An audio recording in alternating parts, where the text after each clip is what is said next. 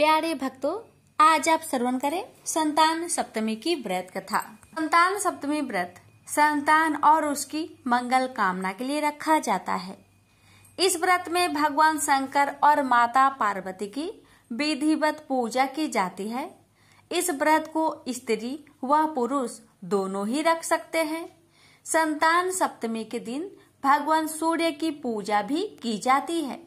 संतान की सुख समृद्धि के लिए इस व्रत को सबसे उत्तम माना जाता है। मान्यता है कि इस दिन का व्रत करने से संतान की प्राप्ति होती है, संतान दीर्घायु होता है और उनके सभी दुखों का नाश होता है। आइए श्रवण करते हैं संतान सप्तमी की व्रत कथा। एक बार श्री कृष्ण ने युधिष्ठिर को बताया कि किसी समय मथुरा में लोमस ऋषि आए थे।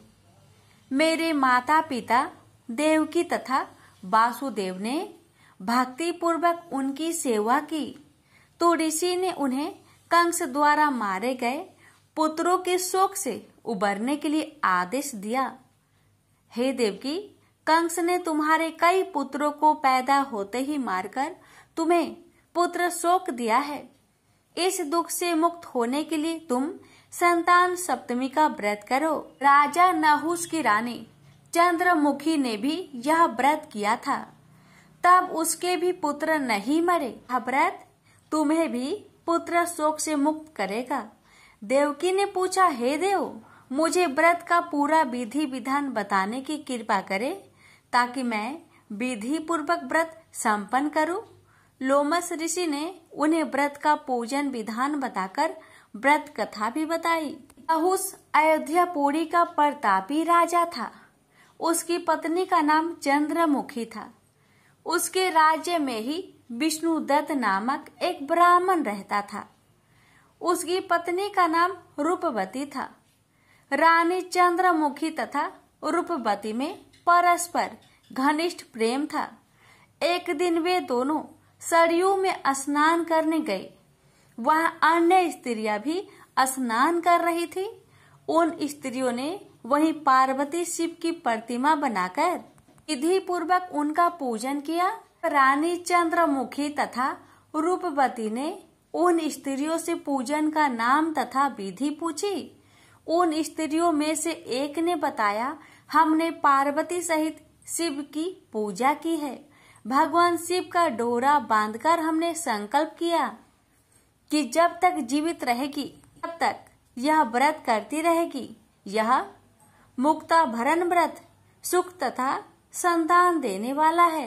उस व्रत की बात सुनकर उन दोनों सखियों ने भी जीवन प्रयत्न इस व्रत को करने का संकल्प करके शिव जी के नाम का डोरा बांध लिया, किंतु घर पहुंचने पर वे संकल्प को भूल गई।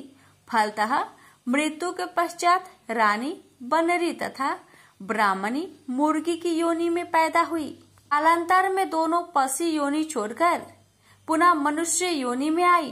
चंद्रमुखी मथुरा के राजा पृथ्वीनाथ की रानी बनी तथा रूपवती ने फिर एक ब्राह्मण के घर जन्म लिया।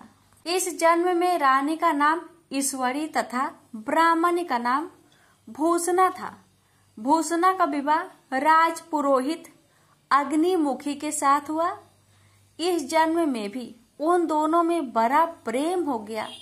व्रत भूलने के कारण ही रानी इस जन्म में भी संतान सुख से वंचित रही। गर्भावस्था में उसने एक गूंगा तथा बहरा पुत्र जन्मा, मगर वह भी 9 वर्ष का होकर मर गया। भूषणा ने व्रत को याद रखा था, इसलिए उसके गर्भ से सुंदर तथा स्वस्थ 8 पुत्रों ने जन्म लिया। रानी ईश्वरी के पुत्र शोक की संवेदना के लिए एक दिन भूषणा उससे मिलने गई। उसे देखते ही रानी के मन में डाह पैदा हुई। उसने भूषणा को विदा करके उसके पुत्र को भोजन के लिए बुलाया और भोजन में विष मिला दिया, परंतु भूषणा के व्रत के प्रभाव से उनका बाल भी बाका ना हुआ। इससे रानी को और भी अधिक क्रोध आया। उसने अपने नौकरों को आज्ञा दी कि भूषणों के पुत्र को पूजा के बहाने यमुना के किनारे ले जाकर गहरे जल में धकेल दिया जाए। किंतु भगवान शिव और माता पार्वती की कृपा से इस बार भी भूषणा के बालक व्रत के प्रभाव से बच गए। परिणामतः रानी ने जल्लादों को बुलाकर आज्ञा दी कि ब्राह्मण बालकों का वध स्थल पर ले जाकर मार डालो, किंतु जल्लादों द्वारा बेहद प्रयास करने पर भी बालक न मर सके। यह समाचार सुनकर रानी को आश्चर्य हुआ। उसने भूषणा को बुलाकर सारी बात बताई और फिर क्षमा याचना करके उससे पूछा कि किस कारण तुम्हारे बच्चे नहीं मर पाए। भूषणा बोली, क्या आपको पूर्व जन्म की बात स्मरण नहीं है? रानी ने आश्चर्य से कहा, नहीं, मुझे तो कुछ याद नहीं है। तब उसने कहा, सुनो, पूर्व जन्म में तुम राजा नहुस की रानी थी और मैं तुम्हारी सखी थी। हम दोनों ने एक बार भगवान शिव का डोरा बांधकर संकल्प किया था कि जीवन पर्यंत संतान सप्तमी का व्रत किया करेंगे, किंतु दुर्भाग्यवश हम भूल गए और व्रत की अवहेलना होने के कारण विभिन्न योनियों में जन्म लेती हुई अब फिर मनुष्य जन्म को प्राप्त हुई हैं। अब मुझे उस व्रत की याद हो आई थी, इसलिए मैंने व्रत को किया। उसी व्रत के प्रभाव से आप मेरे पुत्र को चाहकर भी नहीं मरवा सके। यह सब सुनकर रानी ईश्वरी ने भी विधि पूर्वक संतान सुख देने वाला यह मुक्ता भरण व्रत रखा। तब व्रत के प्रभाव से रानी पुनः गर्भवती हुई और एक सुंदर बालक को जन्म दिया। उसी समय से पुत्र प्राप्ति और संतान की रक्षा के लिए यह व्रत प्रचलित है। संतान सप्तमी व्रत का पूजन भी थी। यह व्रत पुत्र प्राप्ति, पुत्र रक्षा तथा पुत्र अभ्युदय के लिए भाद्रपद के शुक्ल पक्ष की सप्तमी को किया जाता है। इस व्रत का विधान दोपहर तक रहता है। इस दिन जामवंती के साथ श्याम सुंदर तथा उनके बच्चे सांब की पूजा भी की जाती है। माताएं पार्वती का पूजन करके पुत्र प्राप्ति तथा उनके अभ्युदय का वरदान मांगती है। इस व्रत को मुक्ता भरण भी कहते हैं।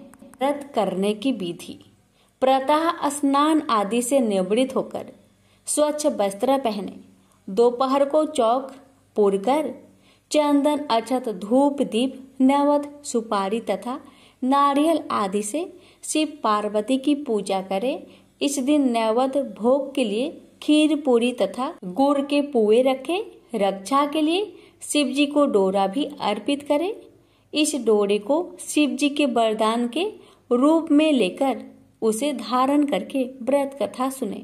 प्यारे भक्तों, अब आइए श्रवण करते हैं सभी व्रतों में सुनी जाने वाली गणेश भगवान की व्रत कथा और इसके साथ ही श्रवण करेंगे कथा के बाद सुनी जाने वाली लापसी तापसी की कथा। इन कथाओं को सुनकर अपना व्रत को पूरा करें। आइए पहले सुनते हैं गणेश भगवान की कथा।